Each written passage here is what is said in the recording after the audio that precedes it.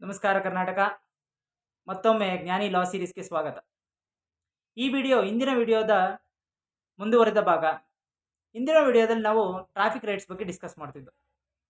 ಈ ವಿಡಿಯೋದ ಮೊದಲನೇ ಪ್ರಶ್ನೆ, ನಮಗೆ ಎರಡು ಥರ ಪೊಲೀಸ್ ಗೊತ್ತು, ಸಿವಿಲ್ ಮತ್ತೆ ಟ್ರಾಫಿಕ್. ಇಬ್ಬರಿಗೂ ನಮ್ಮನ್ನ ತಡೆದಿ ನಿಲ್ಲಿಸಿ ಡಾಕ್ಯುಮೆಂಟ್ಸ್ ಇಸ್ಕೊಂಡು ಫೈನ್ ಹಾಕೋ ಒಂದು ಅಧಿಕಾರ ಇದೆಯಾ? ಇಬ್ರಿಗೂ ನಮ್ಮನ್ನ ತಡಿಬೋದು, ಇಬ್ರು ನಮ್ಮ ತಾವು ಡಾಕ್ಯುಮೆಂಟ್ ಚೆಕ್ ಮಾಡ್ಬೋದು, ಆದರೆ ಫೈನ್ ಹಾಕೋ ಅಧಿಕಾರ ಟ್ರಾಫಿಕ್ ಪೊಲೀಸ್ಗೆ ಮಾತ್ರ ಇದೆ, ಸಿವಿಲ್ ಪೊಲೀಸ್ಗಿಲ್ಲ. ಎರಡನೇ ಪ್ರಶ್ನೆ, ನಾವು ಒಂದು ಅಫೆನ್ಸ್ನ ಎಷ್ಟು ಸರಿ ಬೇಕಾದರೂ ಮಾಡ್ಬೋದಾ ದಿನಕ್ಕೆ ಒಂದ್ಸತಿ ಚಲನ್ ಮಾಡಿಸ್ಕೊಂಡು? ಇಲ್ಲ ಗೆಳೆಯರೆ, ಅದು ಎಲ್ಲ ಅಫೆನ್ಸ್ಗೂ ಟ್ರೂ ಆಗಲ್ಲ. ಕೆಲವೊಂದು ಅಫೆನ್ಸ್ಗೆ ಎಷ್ಟು ಸಾರಿ ತಪ್ಪು ಮಾಡ್ತೀವೋ ಅಷ್ಟು ಸಾರಿನೂ ಫೈನ್ ಬೀಳ್ತದೆ.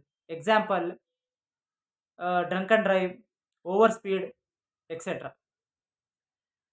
ನೆಕ್ಸ್ಟ್ ಕ್ವಶನ್ನು, ಡಿ ಎಲ್ನ ಸೀಸ್ ಮಾಡ್ಬೋದಾ ಪೊಲೀಸು? ಹೌದು, ಡಿ ಎಲ್ನ ಸೀಸ್ ಮಾಡ್ಬೋದು ಕೆಲವೊಂದು ಅಫೆನ್ಸಸ್ಗೆ. ಯಾವ್ಯಾವುದಂದ್ರೆ drunk and drive, over speed, ಲಿಮಿಟ್ಗಿಂತ ಜಾಸ್ತಿ ಪರ್ಸನ್ನ ನಾವು ಗಾಡಿನಲ್ಲಿ ಹಾಕೊಂಡು ಓಡಿಸ್ತಾ ಇದ್ರೆ ಅಂತ ಸಿನಾರಿಯೋನಲ್ಲಿ ಪೊಲೀಸು ನಮ್ಮ ಡಿ ಎಲ್ನ ಸೀಸ್ ಮಾಡ್ಬೋದು. ನಾಲ್ಕನೆಯದಾಗಿ, ಹೆಲ್ಮೆಟ್ನ ನಾವು ಯಾವಾಗಲೂ ಧರಿಸ್ಬೇಕಾ? ತಲೆಗೆ ಇಂಜುರೀಸ್ ಆಗಿದ್ರೆ ನಾವು ಹೆಲ್ಮೆಟ್ ಧರಿಸುವಂತಿಲ್ಲ,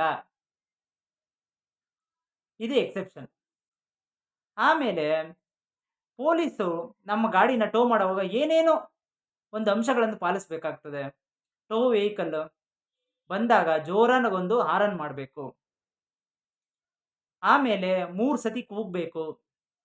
ಇಷ್ಟು ಆದ ನಂತರ ಡ್ರೈವರ್ ಬಂದಿಲ್ಲ ಅಂದ್ರೆ, ಗಾಡಿ ಓನರ್ ಬಂದಿಲ್ಲ ಅಂದ್ರೆ ಆಗ ಗಾಡಿನ ಟೋ ಮಾಡಬೇಕು. ಟೋ ಮಾಡೋವಾಗ ಒಬ್ರು ASI ವೆಹಿಕಲ್ ಅಲ್ಲಿ ಇರಲೇಬೇಕು. ಟೋ ಮಾಡೋ ಪ್ರೊಸೀಡಿಂಗ್ ಫ್ರಂಟ್ ರೇರ್ ಎರಡನ್ನೂ ಕ್ಯಾಮ್ರಾ ಪ್ರೊಸೀಡಿಂಗ್ಸ್ ಅಲ್ಲಿ ಇರಬೇಕು. ಟೋ ಮಾಡದಂತ ಸಂದರ್ಭದಲ್ಲಿ ಓನರು ಓಡ್ ಬಂದ್ರೆ ಆಗ ಗಾಡಿನ ಇಳಿಸಿ ಅವ್ರ ಹ್ಯಾಂಡ್ ಓವರ್ ಕೊಟ್ಟು ಸ್ಪಾಟ್ ಫೈನ್ ಹಾಕಬೇಕು. ಯಾವುದೇ ಕಾರಣಕ್ಕೂ ಓನರು ಗಾಡಿನಲ್ಲಿ ಇದ್ದಂಗೆ ಟೋ ಮಾಡೋ ಹಾಗಿಲ್ಲ.